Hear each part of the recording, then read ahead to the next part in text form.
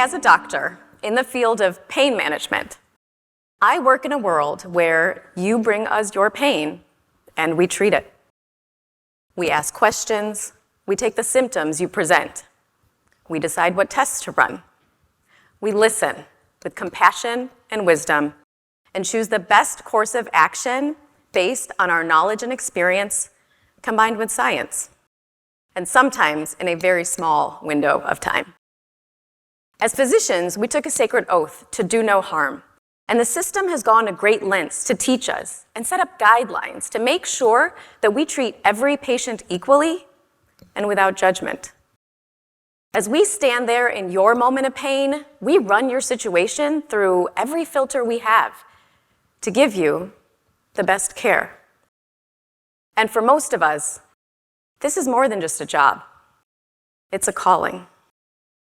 But as we stand there in your moment, looking at your story from all the different angles, and all the different rational voices in our head run through the decision-making process, there's another voice in the mix. And this voice, while it isn't rational or informed, yet it often dictates our decisions. And we don't give it a second thought because, you see, this voice existed long before we began studying medicine. And so we accept it as truth. And this voice sometimes calls the shots. It's what I refer to as the undiagnosed bias, and it's causing suffering and death for many with chronic pain. I have spent the last 15 years studying pain, its cause, its treatment, and its management. But it wasn't until I found myself sitting on the other side of the exam room that I noticed the crack in the foundation of pain management. When I discovered that hidden voice that exists in all of us. That hidden voice, which I termed the undiagnosed bias, is more commonly known as implicit bias, which is a bias that exists based on our unconscious beliefs and associations. Implicit bias in healthcare was brought to light in 2003 when the Institute of Medicine published a report titled Unequal Treatment. They found that regardless of insurance and income status, racial and ethnic minorities received worse care. And when it comes to pain, research shows that bias extends beyond minorities to also include women and even children. Dr. Susan Moore was a Black female physician whose story was heard around the world in 2020. The story of a doctor who struggled to receive the care she knew she needed. Her pain was due to a health issue that she fully understood and described in medical lingo to her doctors, yet her pain was dismissed. When she posted her experience to a group of thousands of fellow physicians, there was an uproar of support. I mean, no one could accept that a doctor would treat a patient, let alone a fellow colleague like this, simply based on how they look. But that's the problem with implicit bias. Most of the time, you are unaware you even have it. I remember the year I went from doctor to patient. It started off as a small pain in my foot that just wouldn't go away. Well, it grew worse, to the point that it overshadowed my life. It was this constant companion, affecting my work and my family life. I finally went to go see a foot surgeon and was told, "Source not clear. Probably tendons were inflamed," he said. And he prescribed a boot and some physical therapy. But the pain worsened and it spread to my hip and my back. I sought out more medical specialists, even holistic practitioners, all with different theories, but no clear diagnosis or source of pain. I began to feel like I was going to have to live with this forever. And as the pain kept progressing with no clear diagnosis, I even thought to myself, wait, am I making this up? Is my pain even real? In an online survey of 2,400 American women with a variety of chronic pain conditions, 91% felt that the healthcare system discriminated against them. And nearly half were told that the pain was all in their heads. So let's go ahead and dispel that pain myth right away. If you're worried that your pain is in your head, you're right. because pain is in everyone's heads. You see, pain can't take place without our brains. When you step on a nail, for example, you stimulate nociceptors, or specialized nerve cells that send a message through your spinal cord to your brain. Well, your brain then decides what it's going to do with that signal. If it senses something dangerous, it will process that experience as painful to prevent you from further injury. And the decision by the brain to process it as painful is based on environmental and social cues, as well as by culture and one's past experiences. Now, contrary to popular belief, not all pain is related to tissue damage. Pain is actually defined as an unpleasant sensory and emotional experience that can be associated with actual or potential tissue damage. You can have real pain with no physical injury or source. Pain is the one thing that can't be measured by a monitor or a lab test. It's hard to quantify or qualify. It's measured on a scale of 0 to 10 that is based on one's own perception of what they're experiencing. Pain, then, is subjective. And as doctors, our process of treating pain begins with identifying its source, which presents a problem when there is no source. For when there's no source, it becomes open to interpretation. And interpretation becomes open to that undiagnosed bias. Did you know that the different sexes experience pain differently? Now, for the sake of this talk, when I say female versus male, I'm referencing sex assigned at birth. And when I say woman versus man or non-binary, then gender identity is at the core of the point. Females have more nerve fibers than men, and there's a hormonal influence to a variety of chronic pain conditions.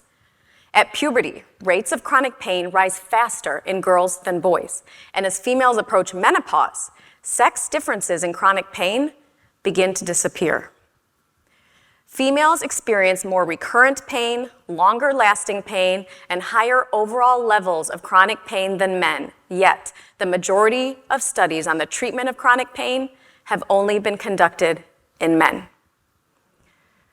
Did you know that women are more likely than men to be given anti-anxiety medications instead of painkillers when they present to the emergency department complaining of severe abdominal pain? Even for extremely urgent conditions, such as chest pain from a heart attack, women experience delays in life-saving interventions that can prevent death. Research shows that clinicians more often suggest psychosocial causes, such as stress or family problems, to women patients in pain, when they would more often order lab tests for a male patient with the exact same symptoms. For Black women, such as Dr. Moore, they suffer two blows. The insulting notion that they are overdramatic due to their gender, along with the erroneous view that because their skin is black, they are impervious to pain. A 2016 study of a group of medical students found that nearly half believed Black people have thicker skin than white people, less sensitive nerve endings, or that their blood clots more quickly. The origin of these outrageous claims dates back to slavery and the 19th century experiments by Dr. Thomas Hamilton, who tortured Black slaves to prove that Black skin was deeper than white skin. And Dr. James Sims, a gynecologist, conducted experimental surgeries on enslaved Black women without anesthesia, contributing further to false beliefs that Black women experience less pain.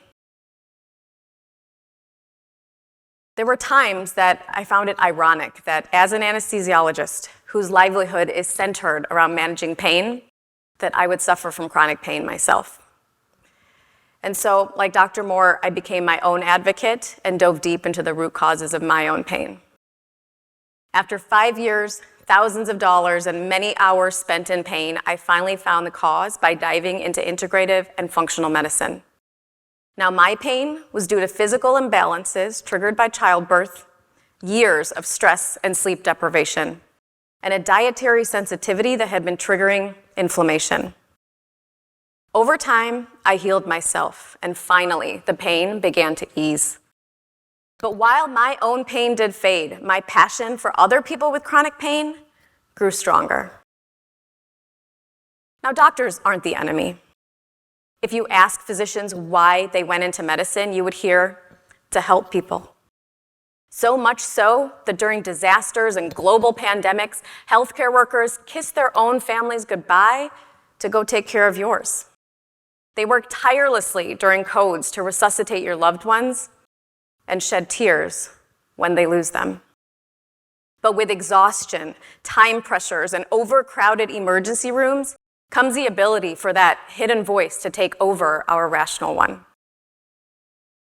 Now, the healthcare system has been teaching bias training, and studies show little to no explicit bias in healthcare, which is great, but we continue to see implicit bias in a percentage of healthcare practitioners. Because it operates in an unintentional and unconscious manner, implicit bias begins outside the walls of the hospital and is brought in unknowingly. And it's not just doctors. Bias exists in all of us. We can all do better. How? Well, the first step is awareness. We need to begin by identifying our stereotypes and then rewrite the stories of the people we meet. When a woman sits down next to us, ask ourselves, what would we say if this were a man? Would our answer change? And for those whose pain has been dismissed, fight to be heard. Finding the right doctor can feel a little bit like dating. You may need to swipe through a few to find the right one for you. But don't give up, and don't delay seeking treatment. The sooner you are properly diagnosed, the greater chance you have of breaking your pain cycle. As physicians, we took an oath at our white coat ceremonies to first do no harm. And most of us live by that sacred oath. But part of that vow needs to include staying in check with that inner voice to make sure that we aren't writing a story that our patients haven't told us yet. Because it is our duty as physicians to replace the undiagnosed bias with empathy. And to all of you out there who are suffering with chronic pain, we hear you, and we're ready to listen. Thank you.